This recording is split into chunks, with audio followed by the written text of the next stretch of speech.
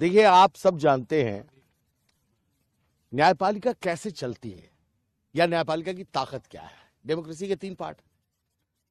Legislature है, आप चुन के भेजते हैं। कौन चुनता है? पब्लिक।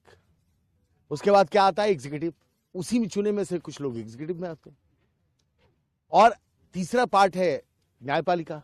न्यायपालिका की ताकत कौन है? पब्लिक। तीनों पूरे इंटायर नेशन जो डेमोक्रेटिक सिस्टम है उसकी ताकत है पब्लिक।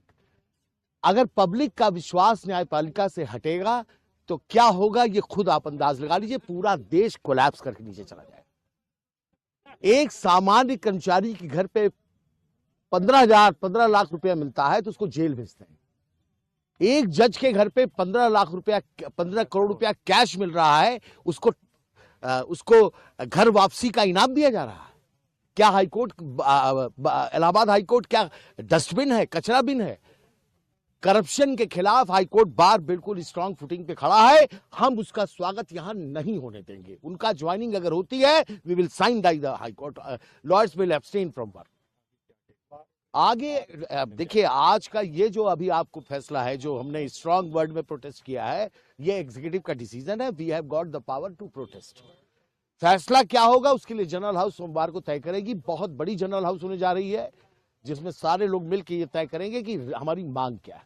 हम अंदाज आपको बता सकते हैं इस वक्त जनरल हाउस में क्या हमारी मांगे हो सकती है, लेकिन वो सहमति पर निर्भर करता है। जैसे इतना तो तय है कि जस्टिस यशवंत वर्मा को इलाहाबाद में नहीं भेजा जाए, ये हमारी मांग नंबर 1 है।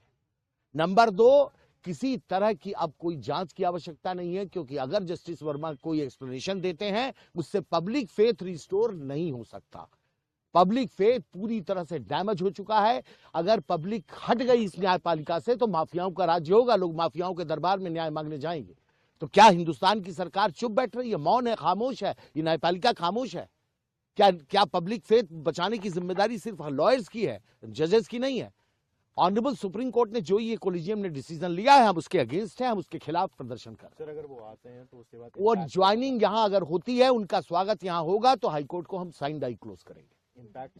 इम्पैक्ट ये समझिए कि फिर हाईकोर्ट में, उनके कोर्ट में, अदालत में अनिल तिवारी अगर बहस करने खड़े हैं तो अनिल तिवारी को ये लगेगा पता नहीं दूसरे साइड से कितना पैसा लिया इन्होंने। क्या होगा आप बताइए? क्या पीछे बैठा हुआ मुवक्किल ये नहीं कह देगा कि भैया ये वही जज हैं जो पैसा लेते 15 करोड़ वाले? क्या होगा न्यायपालिका का?